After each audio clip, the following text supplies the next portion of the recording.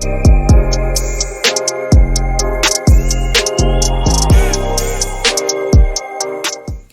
hi, welcome to my channel. My name is Chastity. Here we talk about beauty, entertainment, celebrities, books, movies, animes, TV shows, and kind of anything else that garners my attention this week. Before we get into this video, I just want to give a trigger warning. There will be sexual assault mentioned in this video. If that is something you don't want to see, please go ahead and click out this video. It's really not that big of a deal. I do apologize for the fact that these last two videos have been very heavy in subject matter. These are just two situations that just happen to coincide with each other, with them happening and me wanting to talk about them. On Monday night, Jessi Smiles had released this Twitter thread recounting this conversation that her and Gabbie Hanna had last year. Now, this situation, I feel like to people who have not been paying attention, started and ended with the videos Gabbie and Jessi made. But in actuality, Gabbie Hanna has been talking about this for the past year. It's become her personality. Again, and we're only seeing how she's talking about it publicly. We don't even know what she's saying about Jessi's situation on her Patreon. But Jessi Smiles is tired of her assault being used by Gabbie Hanna every chance she gets, and she's decided to just kind of end all the conversation around it. If you don't know what's going on, just a quick rundown. Last year, Gabbie Hanna and Trisha Paytas had this weird Twitter beef issue happening that still kind of carries on and lingers to this day. And while this was happening, Jessi Smiles decided to post a subtweet, and then a fan under the subtweet had said that Gabbie Hanna had sided with Jessi's rapist. Now, for some reason, we know the reason, Gabbie Hanna decided to get into that fan's DMs and just unleash a whole bunch of private and personal information about Jessi to this fan. You can tell that the nature of those conversations were definitely manipulative in nature. It really does feel like Gabbie wanted this fan to then either possibly release the DMs or go out and say that Jessi was lying. But either way, it was very obvious that Gabbie wanted this fan to do their dirty work. It got to the point that she gaslit this fan so bad that the fan actually ended up apologizing and was like, should I give you a public apology? You know, I didn't know all this information. And Gabbie went, well, you know, that would be a really good idea. And but make sure when you're publicly apologizing that you don't include the fact that you spoke to me and I told you all these things. Listen, just textbook manipulation, gaslighting. Jessi Smiles had actually got these DMs, and then she made a whole video going through the DMs, debunking the things that Gabbie is saying. Then Gabbie subsequently made 3 other videos that really didn't do much of anything. The first one was trying to kind of go back and forth with Jessi. The other ones, they was all a mess, if we're being completely honest. And I feel like right there is where a lot of people who weren't paying close attention to the situation kind of leave off. But it didn't really end there. From that point forward, for the past year, Gabbie Hanna has been doing podcasts, multiple videos. Again, who knows what's happening on her Patreon. Multiple tweets hounding and attacking Jessi Smiles. Again, if you weren't paying attention, you kind of missed all this.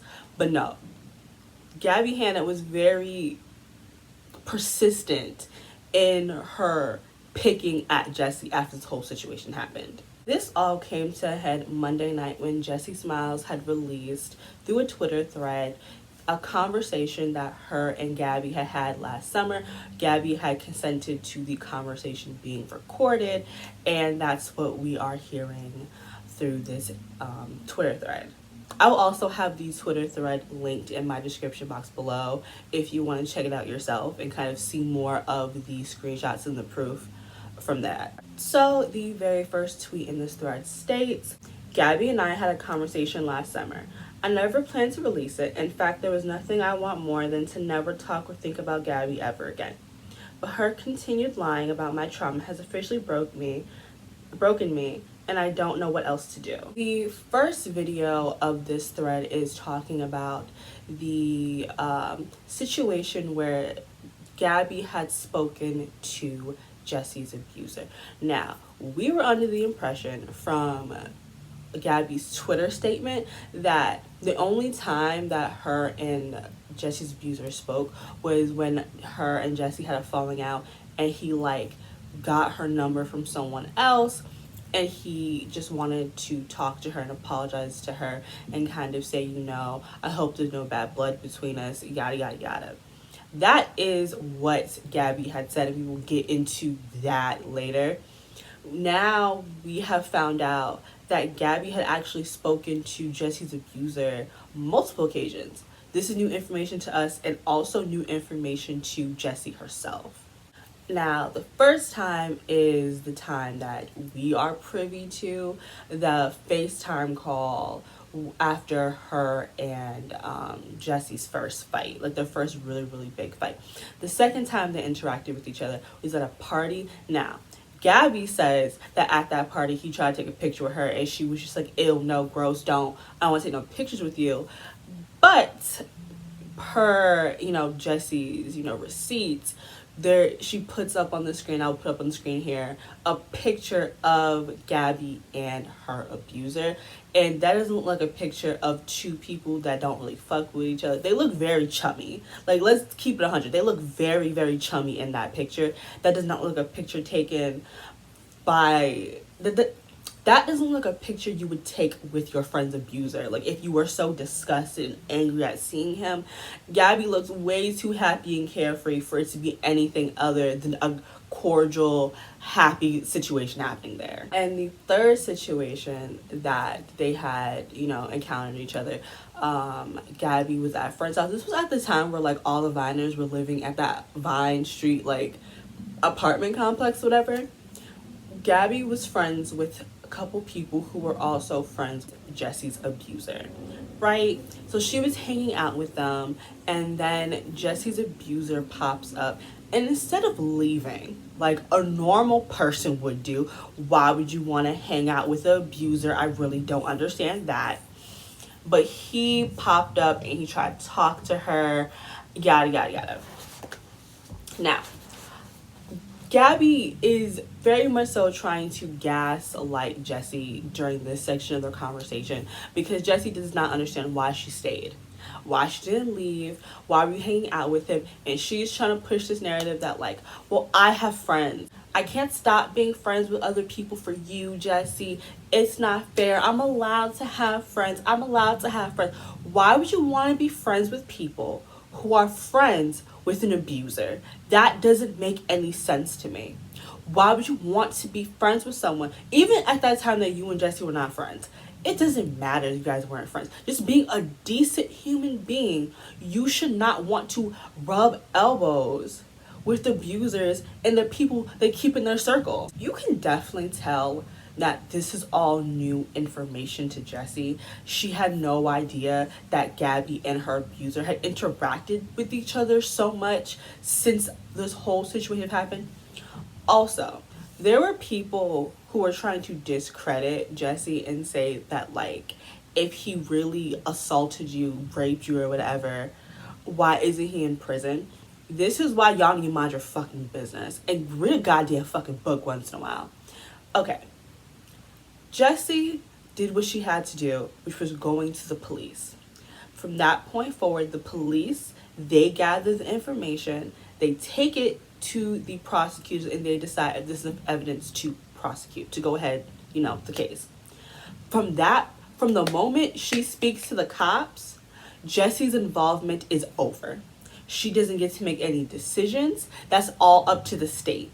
So it was the state's choice, the prosecutor's decision, to give her abuser a plea deal. And in that plea deal, he signed off that he in fact did rape Jessi, and then all he got was 2 years of probation.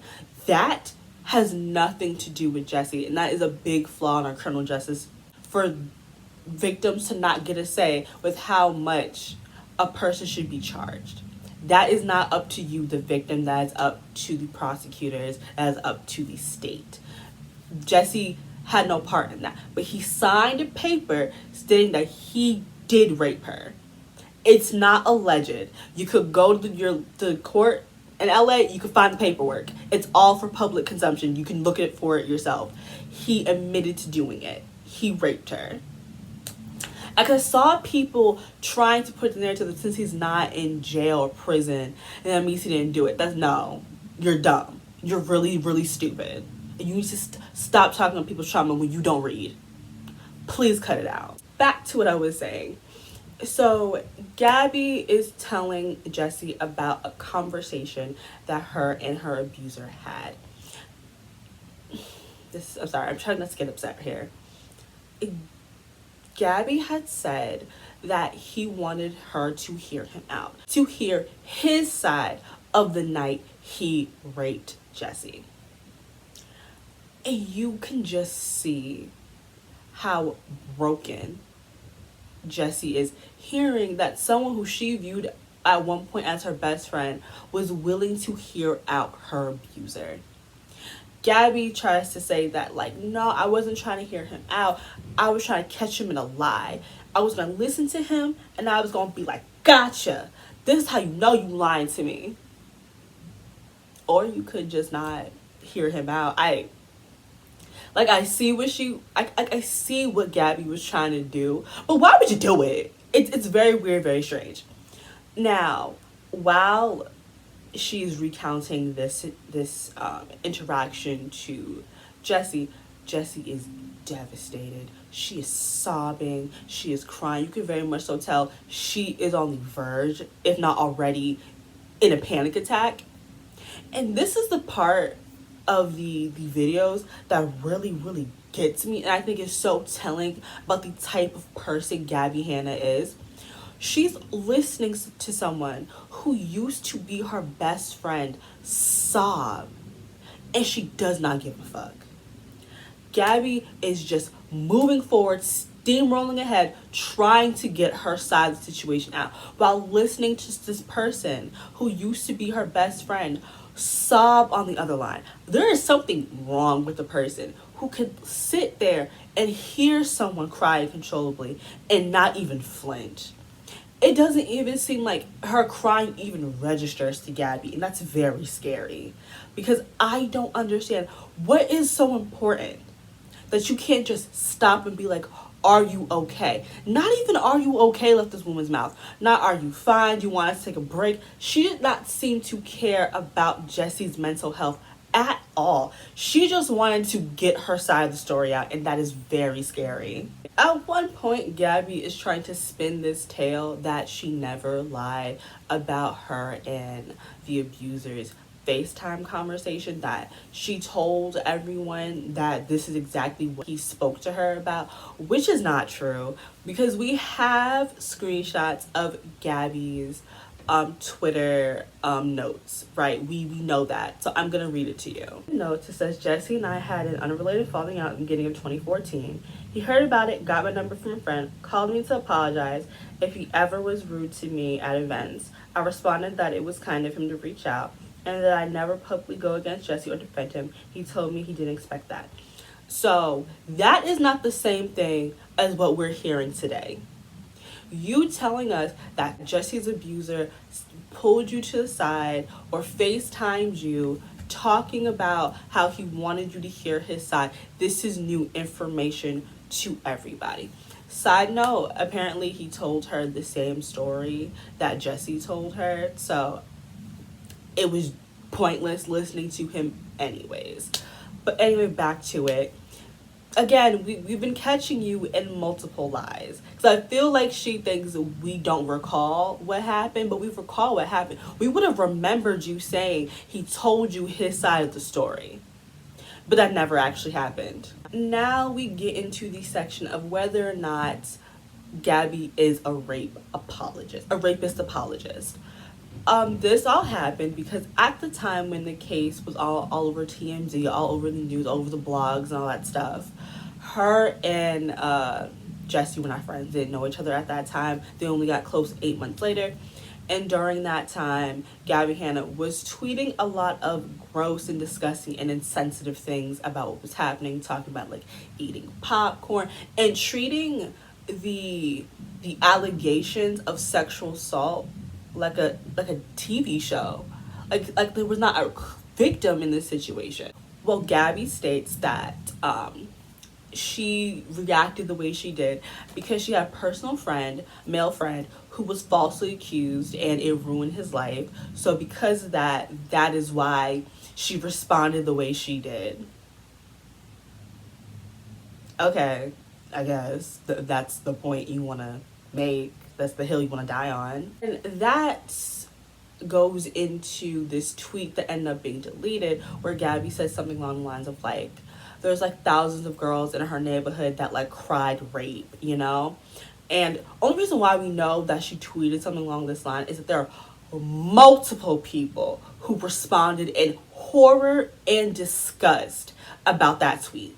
Who some of them who quoted her a little bit, but you can tell at one point she did tweet 1,000 girls lie about this in her town every year, which statistically does not make any fucking sense. I wish I would read books before you start lying on the internet. This section of Jessi and Gabbie's conversation doesn't really go anywhere. They just really can't seem to see eye to eye. Jessi is very much so like, no, at one point you defended my rapist. Like, you were on his side for a minute. And Gabbie's very much so insisting that she's not a rape apologist, even though there are so many tweets about the situation, including the 1,000 girls cry rape tweet, as well as Death Noodles posted a screen recording of a tweet that was in support of Jessi's abuser. And in the likes, you see Gabbie Hanna. I will link that in the description box below for you to see that with your own eyes. But are we surprised? No.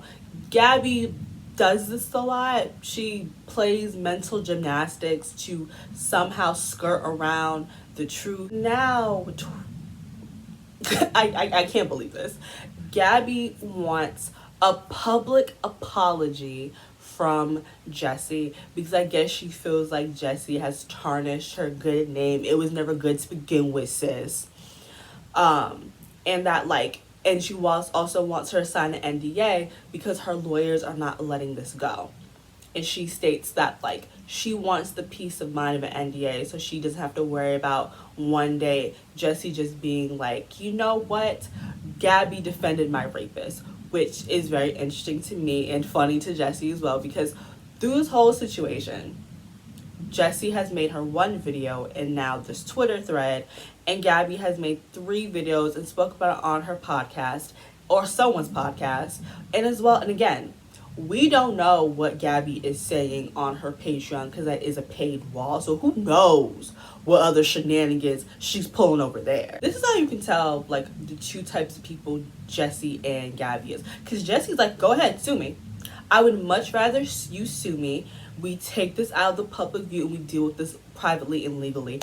And like Gabbie's like, no, I don't want that. Because Jessi's like, let's get the fans not involved in this anymore. And Gabbie's basically like, no, I want my fans involved. And she's like, no, because my fans are so hurt. Your fans are dumb. If you are a fan of Gabbie Hanna, you don't got all the brain cells. There is no way you could be a grown person with all of your brain cells and see this shit that Gabbie's doing and be like, yeah, I'm gonna stand her. It's children who don't know any better. And I promise you, when your fans grow up and they realize how fucking stupid they were, they're going to be embarrassed. This has nothing to do with fans as much as they're involved. This is between you two, and it should have always stayed between you two. And Gabbie's very much so on this, like, I need to clear my name, and if you don't publicly apologize, I'm going to keep doing what I'm doing. And what she's doing is publicly berating and attacking Jessi and consistently and always having her rape in her fucking mouth. You want us to believe you are not a rape apologist while you are consistently using the rape of Jessi Smiles however you please and to try to defend yourself. Why are you weaponizing someone else's abuse? But you want me to believe you are not a rape apologist when you are being a disgusting individual. Just, Gabbie, it don't make any sense. Also, when they were talking about possibly going to court, Gabbie was talking about the situation like she would for a fact win, and I'm just delusions of grandeur, because I just cannot believe that this situation. Okay, So, Jessi did do the subtweet. That's completely on Jessi. That was wrong. Don't subtweet people. If you have something to say, speak to that person. But she did subtweet her.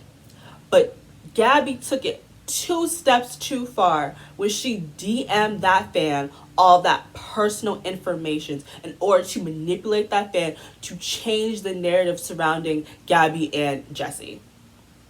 We are here today because you, as an influencer, slid into a fan's DM and divulged so much personal information. There would be no Jessi's video if you did not sign that fan's DM.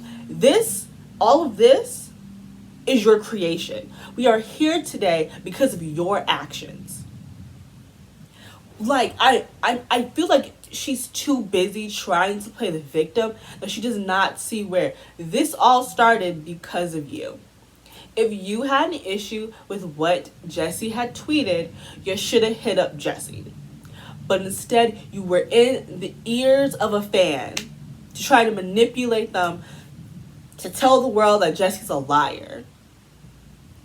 You cannot expect people to be on your side when you're doing shady, underhanded shit like that behind the scenes. We're listening to, and consistently lying. There's so many inconsistencies in Gabbie's story, and there always is. Whenever Gabbie is giving her side of the story, there's always these very blaringly obvious places where it's like, there's something missing here. Why are you lying? Why are you not divulging? Like, that's all Gabbie does, is mental gymnastics in order to pin herself to be a victim. Gabbie really spends her days attacking a rape victim.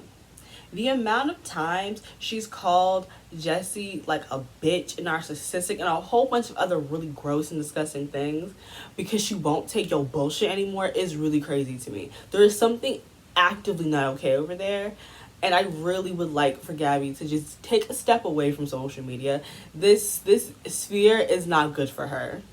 The last tweet in Jessi's thread says, I know I made a public video calling Gabbie out in 2019 to understand that. I don't have her understand how that warrants Gabbie being able to bring up my rape/rapist consistently in order to defend herself against things that she actually did. It's beyond triggering. Because again, Gabbie is trying to say she has not done anything wrong when we have proof, we have tweets, we have people responding to your tweets who are horrified about the things you were saying.